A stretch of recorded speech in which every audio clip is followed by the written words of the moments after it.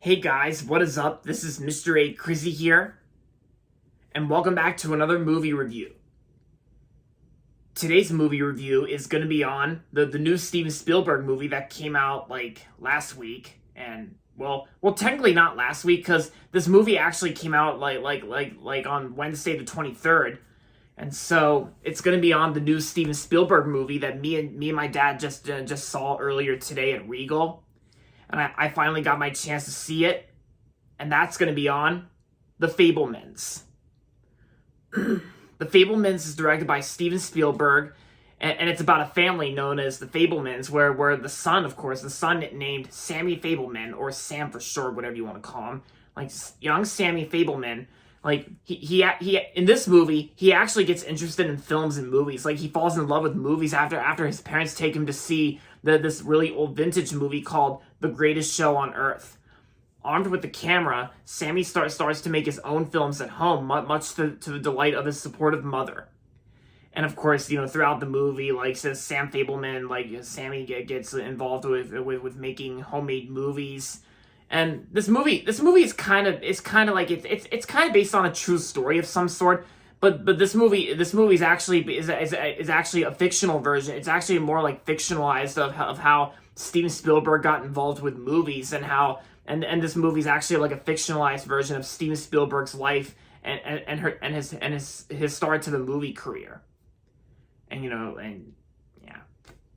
And of course, Sammy Fabelman is more like is kind of like a fictional version of Steven Spielberg himself. And yeah.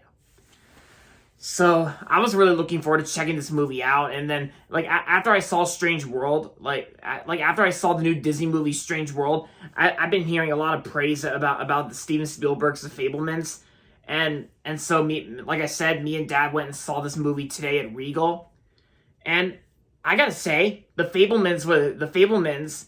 Steven Spielberg has done it again. Steven Spielberg's The Fabelmans.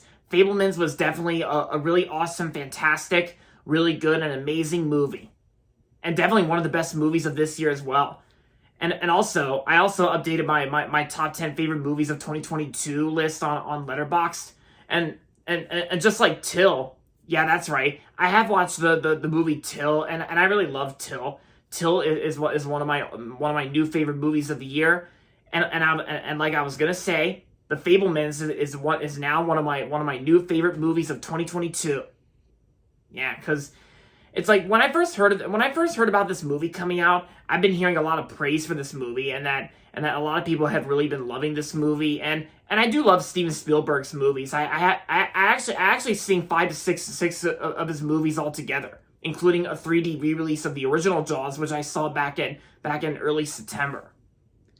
And the other Steven Spielberg movies I saw in theaters were the BFG, The Post, Ready Player One, and the West Side Story remake from last year. Because last year was Steven Spielberg did the West Side Story remake, and I really loved the West Side Story remake that Steven Spielberg did last year. And now I saw The Fabelmans. So in total, I saw 5 to 6 Steven Spielberg movies altogether, also counting the 3D re-release of the original Jaws.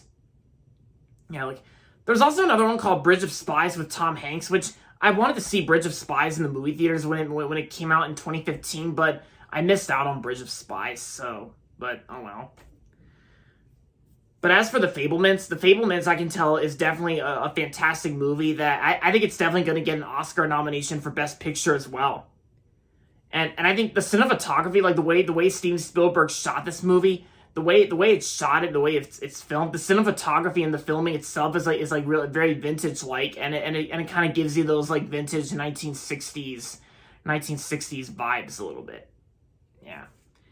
And yeah, and just like how the movie opened, the movie opens with Sammy and his family going to see The Greatest Show on Earth, which is like a really old vintage movie, and that's actually how Sammy got inspired to create movies. So like how Sammy was watching like the train crash scene from The Greatest Show on Earth, and he actually recreates that train crash scene with a Lionel model train set. And then, of course, like I said, later in the movie, we get to see how he gets inspired by creating these movies, and and like I said, it's kind of based on a true story. Well, even though it's kind of not really considered true, since Sammy Fabelman's actually like a fictional version of Steven Spielberg himself. Like how he became interested in the movie industry, and like his early career in the film industry. And this was kind of like, it was actually like way before Steven Spielberg directed movies. Like his first movie he directed was called Duel, and then he directed other films like Indiana Jones and the Raiders of the Lost Ark, the original Jaws, E.T. the Extraterrestrial, Indiana Jones and the Kingdom of the Crystal Skull, Catch Me If You Can, and you know, yeah, and among others. And yeah, and I gotta say, even John Williams is also the music score composer and conductor for this movie as well, because John Williams has worked with Steven Spielberg on a lot of his movies, and I gotta say, John Williams does a really fantastic job composing the music score for this movie, along with conducting the music, because the music in this movie is beautiful. It's like stunning, and from what I heard, this is also going to be one of the last music score composing that John Williams will ever be involved with. Because from what I heard, John Williams' last time composing music score to a movie is actually going to be the next Indiana Jones movie, like in Indiana Jones 5. But yeah, because John Williams is retiring soon, after the fifth Indiana Jones movie. And even though Steven Spielberg's not going to have any directing involvement with the fifth Indiana Jones movie, James Mangold is actually directing the next Indiana Jones, and you know. But Steven Spielberg's probably going to be more of an executive producer for the new Indiana Jones. But aside from all that about the Fabelmans, I gotta say, even the family characters of the Fabelmans, like the acting performances who play the Fabelmans family, I gotta say the acting performances were well done. Yeah, I gotta say, like the boy who played Sammy Fabelman, he did a great job in the movie. And the parents in this movie, like the mom and dad, they were both good. They were both great in the film. Like the parents of Sammy Fabelman, like Michelle Williams and Paul Dano. Paul Dano, who was also in Little Miss Sunshine. I liked him in Little Miss Sunshine. I liked him in The Batman as the Riddler. And I still haven't seen There Will Be Blood yet, but maybe I will check it out. Since Paul Dano was in There Will Be Blood, I will check that out as soon as possible, maybe whenever I have time. But yeah, Paul Dano's performance as the father in this movie, Paul Dano was great in the film as well. Michelle Williams, like I said, she was good, and oh yeah, and of course the main actor who played Sammy Fabelman, that was actually Gabriel LaBelle, and like I said, his performance was great. David Lynch, he was good, and oh yeah, and of course Anne Fabelman was actually played by Julia Butters. Yeah, Julia Butters is actually the same little girl actress who was in the Quentin Tarantino movie Once Upon a Time in Hollywood. Yeah. Oh yeah, and we can't forget about Seth Rogen. Seth Rogen was in the movie too, and he played, like, Seth Rogen was in the Fabelmans, and I thought he did pretty good in the film as well. Yeah, and the costume designs, like even the costume designs were also pretty nice looking too. Like the costume designs were pretty cool. And yeah, pretty much everything about this movie is fantastic. It's well shot, it's well written, it's well directed by the one and only Steven Spielberg.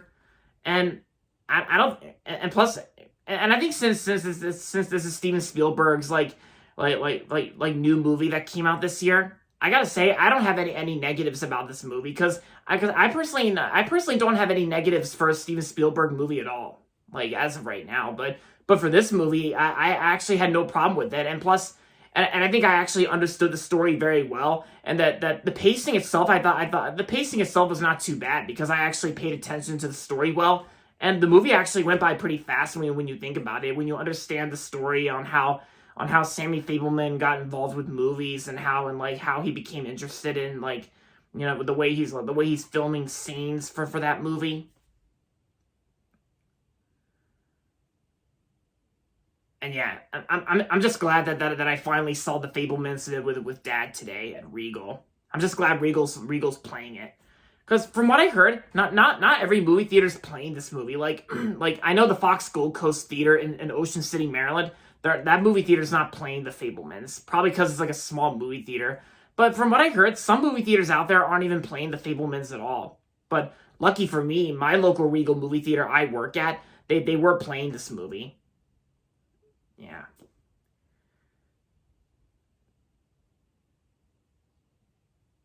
Yeah, because like everything about this movie was fantastic, and I loved every single thing about it. It was flawless, no flaws at all, and yeah. So overall, The Fabelmans was a great movie, and I'm gonna give The Fabelmans 5 out of 5 stars. So yeah, if you have a movie theater playing near you that's playing, if you have a movie theater near you that's playing The Fabelmans, then I highly recommend giving this one a watch. And like I said, I'm predicting it's probably going to get a Best Picture nomination as well at the Oscars, like the Academy Awards next year. I think there's a possible chance that this movie is going to get a Best Picture nomination. But we'll have to wait and see about that, and we'll see what comes up.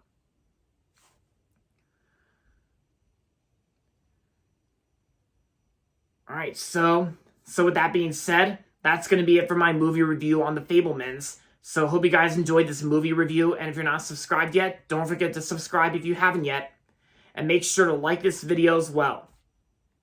With that being said, until next time, this is Mr. A. Crizzy saying, goodbye everybody, and that's about it.